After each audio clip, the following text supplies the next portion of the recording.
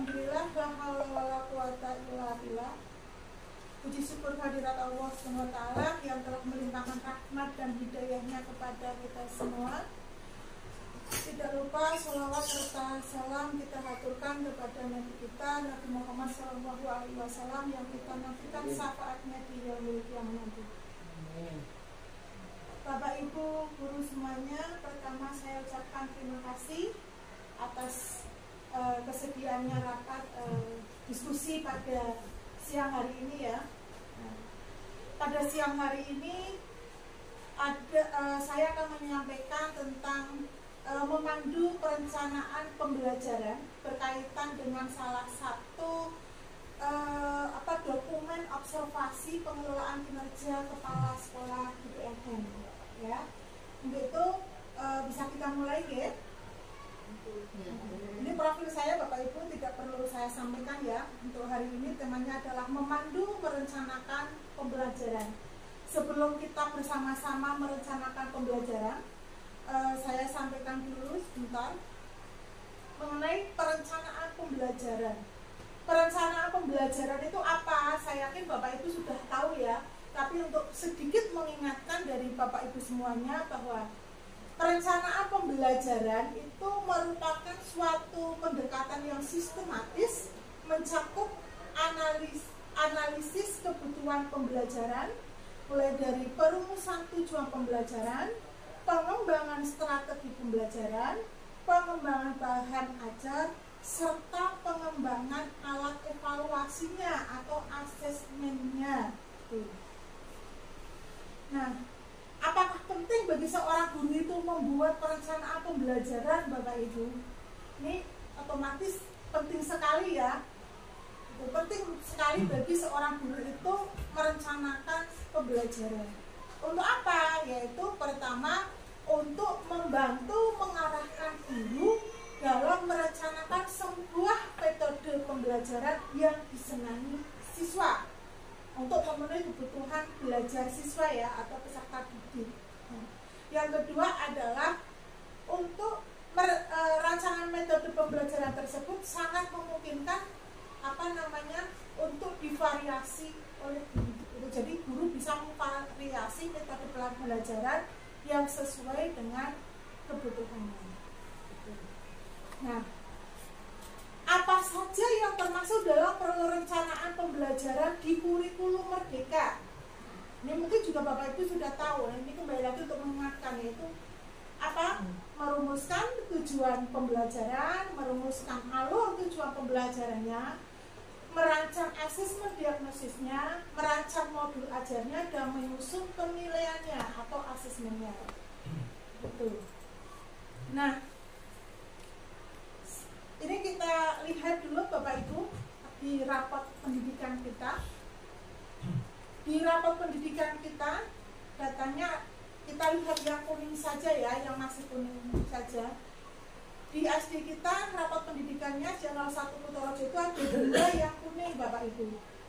Yang pertama yaitu di kemampuan numerasinya, ini masih kuning. Ya, tapi ini mengalami kenaikan dari tahun 2023 kemarin, walaupun kuning tapi mengalami kenaikan, gitu ya. Kemudian yang kedua Bapak Ibu lagi, yang berkaitan dengan kualitas pembelajaran. Ini kita masih kuning, bahkan turun 8,26 dari tahun 2023. Ini maka alasan saya kenapa kita perlu merencanakan pembelajaran untuk memperbaiki. Salah satunya adalah kualitas pembelajaran. Kualitas pembelajaran di SD kita karena di rapat pendidikan kita itu masih kuning. Harapannya setelah ini nanti kita bersama-sama merencanakan pembelajaran yang baik sehingga meningkatkan kualitas pembelajaran kita, dan di tahun berikutnya rapat pendidikan kita yang di kualitas pembelajaran itu masih kuning bisa berubah meningkat ya, berubah menjadi hijau. Itu Bapak Ibu ya. Nah, dari rapat pendidikan itu Bapak Ibu, yang dimana kualitas pembelajarannya tadi kita lihat bersama-sama masih kuning itu ya, ada yang bisa kita benahi Bapak Ibu. saran yang ada di rapat pendidikan itu yang kita benahi adalah di mana praktek pembelajaran interaktif yang sesuai dengan tujuan pembelajaran dan karakter siswanya yang dapat mendukung peningkatan kualitas pembelajaran. Itu sedikit penjelasan saya mengenai kenapa kita perlu merencanakan pembelajaran. Salah satunya adalah tadi alasannya bahwa di rapot pendidikan kita itu di kualitas pembelajaran itu masih kuning, bahkan menurun tadi dari tahun 2023. Nah, monggo kita bisa berdiskusi bersama-sama, ya, merencanakan pembelajaran yang sudah Bapak Ibu susun untuk pembelajaran kelas. Ya. Kesempatannya di sini saya akan menyampaikan perencanaan pembelajaran itu dalam pelajaran matematika, Bu, sami kalih kelas setunggal Ibu. Untuk materinya yaitu pengurangan. Ya. Adapun tujuannya di sini ada 3, Bu. Yang pertama itu siswa dapat mengurangkan 2 angka. Tujuan yang kedua itu siswa dapat menyelesaikan soal cerita dengan cara bersusun. Dan tentunya yang ketiga itu siswa dapat menerapkan dalam kehidupan sehari-hari. Metode yang saya gunakan di sini ada metode ceramah, metode kelompok, dan tanya jawab. Untuk medianya saya membuat media itu namanya papan jurang, Bu, papan penjumlahan dan pengurangan seperti itu. Dan yang kedua medianya itu stick es krim seperti itu. Nanti menggunakan papan jurang dan stick es krim, Bu. Untuk prosesnya di sini ada pembelajaran menggunakan diferensiasi, Bu. Diferensiasi mengandung 3 unsur, ada konten, proses, dan produk. Untuk kontennya bagi mereka yang belum bisa mengurangkan 2 angka, itu saya menggunakan alat peraga stick es krim. Sedangkan yang sudah bisa mengurangkan, itu mengerjakan pengurangan dengan cara bersusun menggunakan media tadi, papan jurang seperti itu. Untuk prosesnya nanti saya menggunakan sistem berkelompok, diskusi untuk mengerjakan lembar LKPD, Bu, seperti itu. Kemudian ada juga yang maju ke depan untuk saya menilai apakah ini sudah bisa apa belum, seperti itu. Untuk produknya itu ada yang belum bisa, itu berarti mereka dapat menyelesaikan pengurangan 2 angka bagi mereka yang belum memahami, Bu.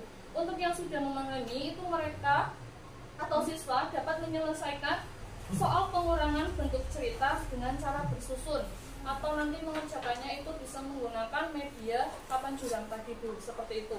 Kemudian setelah saya melakukan proses pembelajaran tersebut, tentunya saya akan melakukan asesmen, Bu. Asesmennya ada 3, diagnostik, formatif, dan sumatif. Diagnostik itu saya menggunakan peserta didik itu sudah mengenal pengurangan apa belum, terus mengurangkan 2 angka sudah bisa apa belum. Yang ketiga menghitung pengurangan dengan cara bersusun. Kalau yang formatif itu peserta didik diajak untuk menggali keberanian untuk maju ke depan, apakah sudah bisa menjawab soal pengurangan atau belum. Kemudian mengerjakan tugas secara berkelompok. Yang terakhir itu belajar pengurangan menggunakan media papan jurang. Yang terakhir untuk asesmen sumatif, berarti diharapkan siswa itu sudah dapat mengerjakan soal pengurangan 2 angka dan menunjukkan penghitungan pengurangan dengan cara bersusun. Seperti itu, Bu. Itu yang Bapak saya sampaikan. Terima kasih, Bu Nila. Ya, sama-sama, Bu. Kalau saya lihat tadi yang disampaikan Bu Yuyun, perencanaan pembelajarannya sudah lengkap ya, dari awal sampai akhir. Asesmennya sudah ada, dan saya tertarik dengan tadi apa, Bu, itu papan jurang. Papan jurang itu singkatan dari papan penjumlahan dan pengurangan. Papan penjumlahan dan pengurangan, disebut dengan papan jurang. Ya, kreatif sekali, Bu. Membuat sendiri ya? Membuat sendiri, Bu. Guru memang harus kreatif seperti itu, Mbak. Dan ini menarik sekali, mudah-mudahan bisa menular ke Bapak Ibu guru yang lain ya. Mungkin ada Bapak Ibu guru yang lain yang ingin menanggapi dari perencanaan pembelajaran yang dibuat oleh Bu. Saya rasa untuk rencana pembelajarannya sungguh sangat luar biasa, sangat detail, mulai dari pelaksanaan hingga asesmen siswanya itu luar biasa. Nah, harapan kami nanti untuk pembelajaran dapat terlaksana sesuai dengan apa yang sudah direncanakan. Nah, hal ini juga menjadi salah satu inspirasi bagi kami agar dalam pelaksanaan pembelajaran mata pelajaran yang guru kelas pada khususnya ini akan baik seperti yang panjenengan rencanakan. Mungkin itu saja yang dapat kami sampaikan. Bismillah. Perencanaan pembelajaran kelas 6 untuk materi menyimak bacaan kisah legenda Putri Komodo. Perencanaan pembelajaran kali ini dengan mata pelajaran bahasa Indonesia, Bu. Untuk tujuan pembelajaran yang akan dicapai yaitu peserta didik mampu menyimak dengan baik dan membuat pertanyaan mengenai kisah yang dibacakan. Yang kedua, peserta didik bisa memahami ide pokok dari kisah legenda dengan menjawab pertanyaan pemahaman bacaan. Yang ketiga, peserta didik bisa menganalisis penggunaan gaya bahasa majas dalam legenda dan membedakan makna sebenarnya dan makna kiasan. Dalam pembelajaran nanti saya akan menggunakan media PowerPoint agar anak-anak bisa menyimak bacaan dan mungkin anak bisa memahami lebih mudah ya, Bu. Ya. Untuk kegiatan pembelajarannya, untuk kegiatan pendahuluan saya akan di situ persepsi dari kegiatannya, yaitu menampilkan gambar melalui PowerPoint tadi dan membuat pertanyaan seputar kisah atau gambar komodo. Terus di situ juga ada kegiatan ice breaking sebelum pembelajaran agar anak-anak nantinya semangat dalam mengikuti pembelajaran. Terus kegiatan intinya yang pertama, di situ anak-anak dibagi menjadi beberapa kelompok karena di sini saya juga menggunakan metode diskusi, Bu.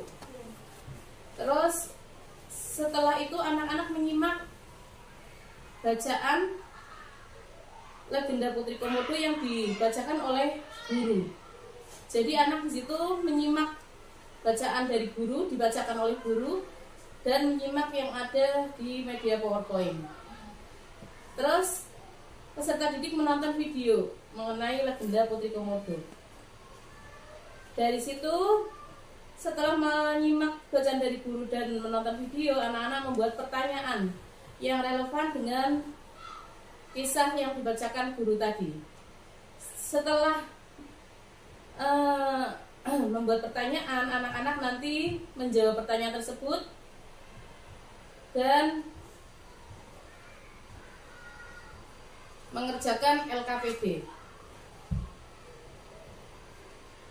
Kira-kira itu, Bu, yang nanti saya akan lakukan atau perencanaan pembelajaran yang nanti akan saya laksanakan. Ya, terima kasih Bu Sasmi sudah menyampaikan perencanaan pembelajarannya. Tapi sudah mata pelajaran bahasa Indonesia ya. Ya, ini lain dari yang lain karena kebanyakan tadi menggunakan mata pelajaran matematika ya yang disampaikan. Ya, tidak apa-apa Bu Sasmi, ini biar ada mata pelajaran yang lainnya. Sudah lutut ya sepertinya, namun demikian mungkin ada yang mau menanggapi, monggo. Ya. Bu Erna, terima kasih. Ya, monggo silakan. Saya mencoba sedikit menanggapi dari apa yang disampaikan tadi tentang rencana pembelajaran dari Bu Sasmi yang materi bahasa Indonesia, Bu. Menurut saya keseluruhan rencana pembelajaran yang dengan buat sudah sesuai, sudah runtut dengan dari awal kegiatan awal dengan pertanyaan pemantik, kegiatan inti dan kegiatan penutup. Sudah menggunakan metode diskusi sesuai dengan apa yang diprinsipkan oleh kurikulum Merdeka, kolaborasi itu, kemudian juga menggunakan PowerPoint, tayang PowerPoint itu juga sudah membangkitkan motivasi siswa untuk belajar. Namun sedikit yang saya ingin memberi masukan bahwa tadi disampaikan dalam kegiatan inti guru membacakan cerita legenda. Nah, menurut saya dalam kita melakukan proses pembelajaran kita harus melibatkan siswa. Jadi alangkah baiknya yang membacakan cerita tersebut adalah guru. Jadi terkesan bahwa kita melibatkan siswa dan siswa aktif dalam belajar. Gitu Bu. Selebihnya sudah bagus, sudah sesuai menurut saya. Tapi satu lagi kegiatan penutupnya Bu, tadi apa pemberian tugas atau mengerjakan LKPD ya sudah, dan itu saja masukan dari saya. Terima kasih. Terima kasih Bu Erna Widiawati atas tanggapannya ya. Ya, saya setuju dengan yang disampaikan Bu Erna tadi, menggarisbawahi mengenai anak mendengarkan ya atau menyimak begitu ya bacaan yang dibaca oleh guru. Ya, sebenarnya tidak masalah yang membacakan itu guru, tapi mungkin untuk lebih mengaktifkan siswa mungkin guru di awalnya saja, nanti dilanjutkan oleh siswa begitu ya secara bergantian, sehingga siswa itu bisa aktif juga. Selain itu kita juga sambil menyimak bacaan anak juga betul atau belum, dan lantas juga kemampuan anak itu menyimak teman-temannya, karena kadang setiap anak itu cara membacanya kan beda-beda ya. Itu apakah ada yang suaranya rendah, ada suaranya tinggi gitu. Bagus Bu. Saya rasa sudah cukup ya untuk Bu Casmiarti. Ini untuk kelas guru kelas semuanya. Ada yang lain yang mau bertanya? Terkait dengan penyusunan modul Bu. Nah, yang saya tanyakan itu kan belum sampai ke pertanyaan. Untuk penyusunan modul itu kan biasanya karena kita itu seringnya kurikulum itu berganti-ganti, otomatis kan kita harus bisa menyesuaikan dengan kondisi yang sekarang berjalan. Nah, pertanyaannya adalah apakah seorang guru itu diperbolehkan Bu jika dalam menyusun modul itu kita buat hasil dari Mbah Google atau kita download. Nah, namun demikian kan kita tidak copy paste kemudian cetak saja, ada beberapa hal yang perlu kita edit juga. Nah, itu apakah itu diperbolehkan Bu? Itu saja yang saya tanyakan. Terima kasih. Ya, terima kasih Pak Hendri atas pertanyaannya. Jadi memang karena kurikulum berubah terus ya dari kemarin. Kemudian juga kesibukan dari Bapak Ibu guru juga mungkin ya. Kebanyakan dari Bapak Ibu guru itu untuk membuat modul pembelajaran browsing di internet begitu ya. Kemudian yang ditanyakan Pak Dayo, boleh tidak kita menggunakan modul yang kita hasil downloadan, hasil browsing di internet begitu ya. Sebenarnya pada dasarnya boleh Pak Handoyo ya, monggo kita cari referensi di internet modul-modul yang kita butuhkan. Namun catatannya adalah kita jangan menggunakan apa adanya. Jadi yang kita browsing itu apa adanya kita pakai, itu jangan ya. Jadi boleh kita menggunakan, tapi kita ATM, kita modifikasi ya, kita ATM, kita amati mana yang sudah sesuai dengan kita ya, kemudian kita modifikasi sesuai dengan kebutuhan kita, kebutuhan dari peserta didik Bapak Ibu guru di kelas begitu ya.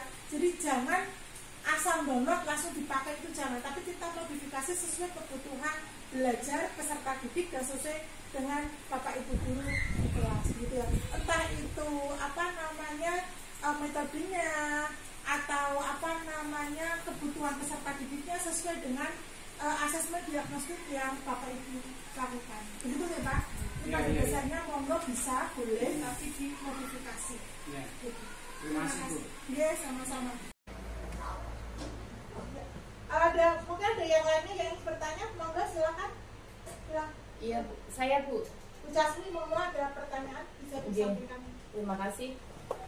Begini Bu, ketika mengajar kan itu ya, walaupun semua sudah direncanakan dengan baik Bu, tetapi saking asiknya dengan anak-anak, kadang kita lupa waktu.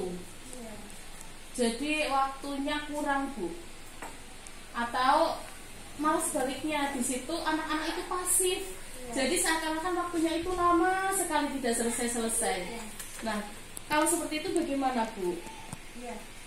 Terima kasih Bu Sasmi atas pertanyaannya. Ini mengingatkan saya ketika saya jadi guru dulu.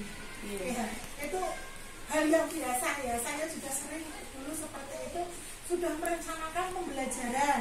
Ya, sebelumnya sudah betul-betul saya siapkan. Tapi ketika praktek di kelasnya, kadang betul karena terlalu aktif ya, kita juga terlalu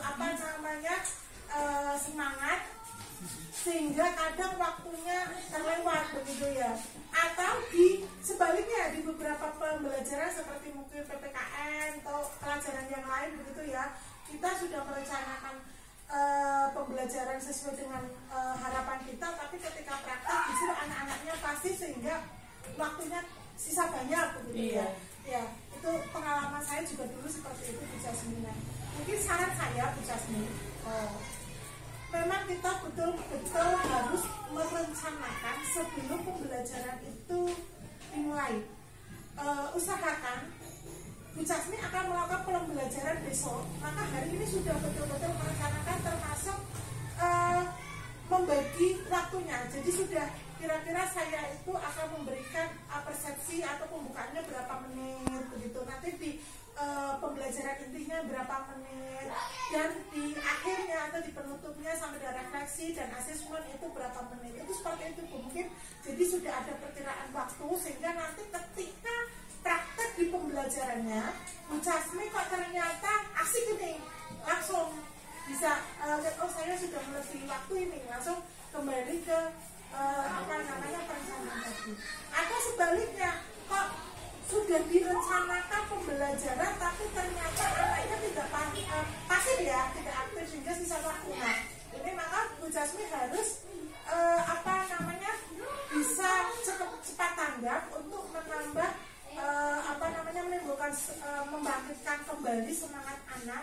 Apakah itu memberikan SBK atau menayangkan video begitu, sehingga punya video cadangan begitu ya Bu, untuk membangkitkan semangat, motivasi belajar anak, sehingga nanti bisa melengkapi sisa waktu yang sisa tadi. Begitu ya Bu Jasmine ya? Iya Bu, terima kasih Bu. Terima kasih Bapak Ibu semuanya untuk diskusi hari ini. Saya rasa cukup ya. Sebelum saya akhiri diskusi hari ini, kita rencanakan tindak lanjut dulu Bapak Ibu.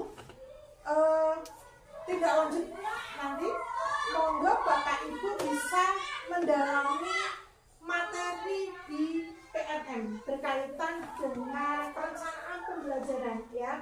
PNM ini menyediakan banyak topik yang bisa membantu kita menambah wawasan kita dalam pembelajaran di kelas ya.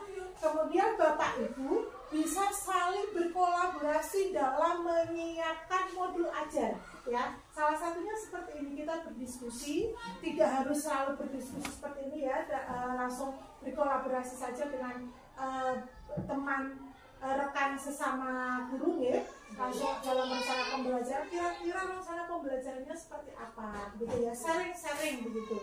Kemudian nanti ada supervisi atau monitoring ya, yang akan saya lakukan untuk di kelas masing-masing. Ada jadwal yang sudah saya buat.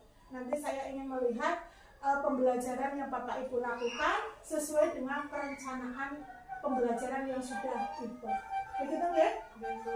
Terima kasih atas waktunya.